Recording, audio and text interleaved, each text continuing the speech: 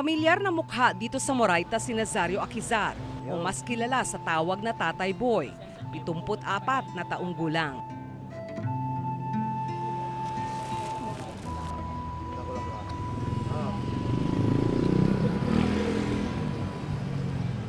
Dalawang taon na siyang walang bahay na inuuwian.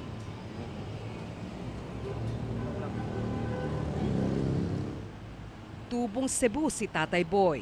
1986 nang lumuwas siya dito sa Maynila. Nagpasalat sa palaran nga eh. Gusto ko nga maganda ang buhay ko. Kung naghilap-hirap na, sana mabigyan ako ng biyaya. Sakay po talo? O doon sa kainan. Ay, saan tayo papunta ngayon? Dahil sa kainan ko, restaurant dyan. Maganda. Basta magsikap ka lang. Mabubuhay ka.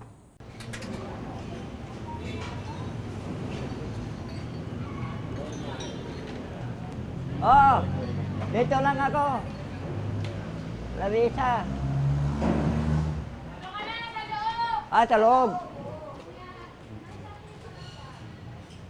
Ang karinderyang ito ang paboritong kainan ni Tatay Boy. Oh, sila. Oo. Sa magandang loob ng may-ari ng karinderya, madalas nakakalibre siyang manok. nakakakain Yan. dito.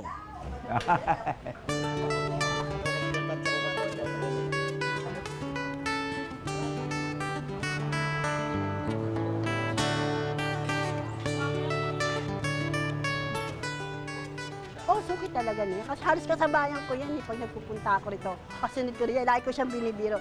Dahil ang dami niya naman nakakain at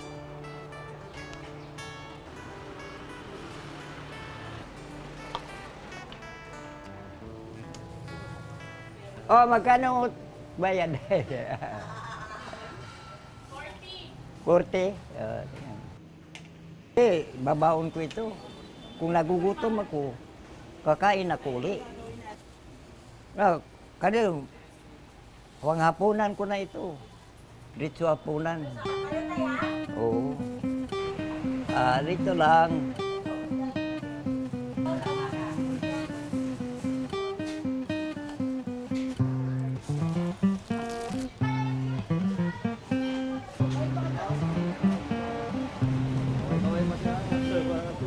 Pagbebenta ng tabo, palanggana at timba ang hanap buhay ni Tatay Boy.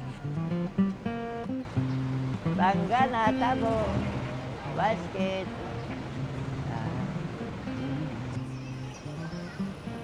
Kaya kilala rin siya sa tawag na Tatay Tabo.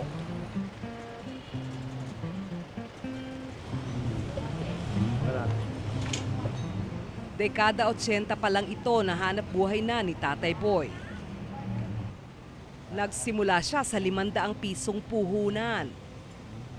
Ito, pasalamat ako sa kapatid ko. Kung hindi sa kapatid ko, yun ang trabaho nila sa Cebu. Ako nanarbaho ako sa Arawan. Ang kapatid ko, silang tatrabaho dito. Kalating araw lang. Kumita na sila. Magpahinga. Hindi pa man nakalalayo si Tatay Boy, umupo agad siya sa isang tabi para magpahinga. Okay.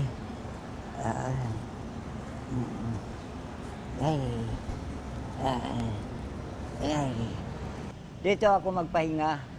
Yung mga estudyante, pag nakita ako, abutan ako kahit magkano.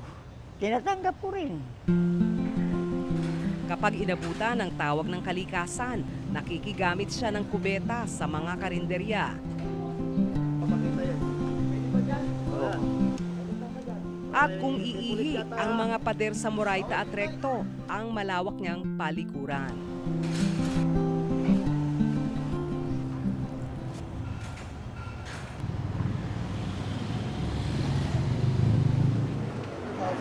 Ayan o. Yan, bibigyan ako ng pagkain. Siyempre, may maawa sa akin, abutan ako ng pera, pagkain, at tinatanggap ko na lang. Dapat.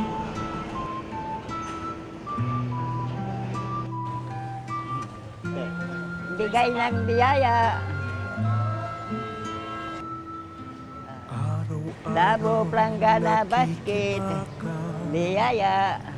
Sa kalye ng Mendiola at ang pagbenta ng tabo sa Moraita at umaraw para lang kumita. Halos 2 oras na ang nakalipas pero wala pa ring benta si Tatay Boy.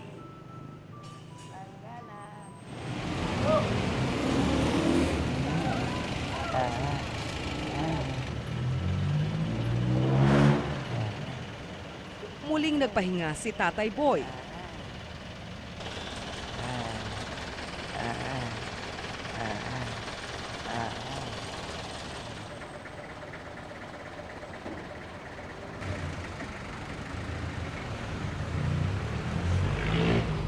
Oh, Planggana Tabo Basket, hindi mababasag.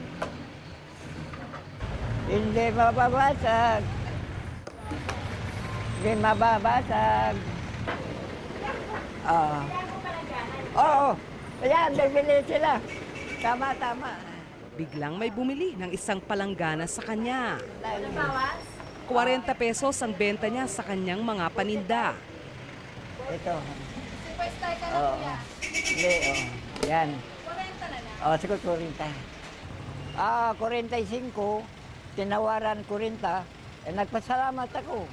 Nakabinta ako. Yun lang ang akin sa mga customer dito. Yung mga iba, 75.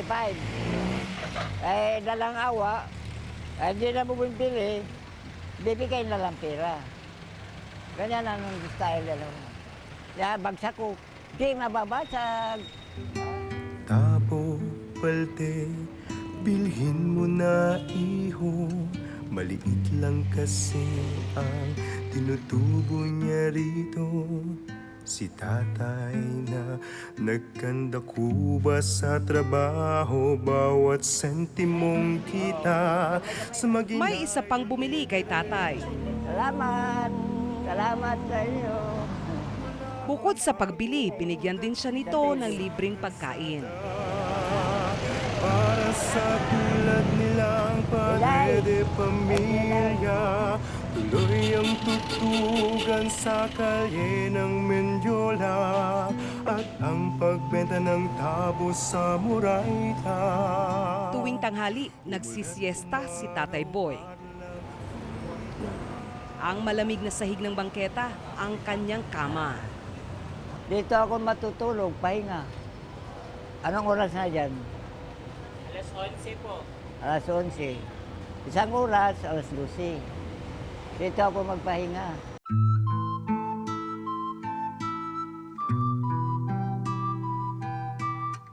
Sa mga ganitong sandali, pansamantalang nakakalimutan ni Tatay Boy ang mabibigat niyang pasanin. Araw-araw nakikibaka sa kalye ng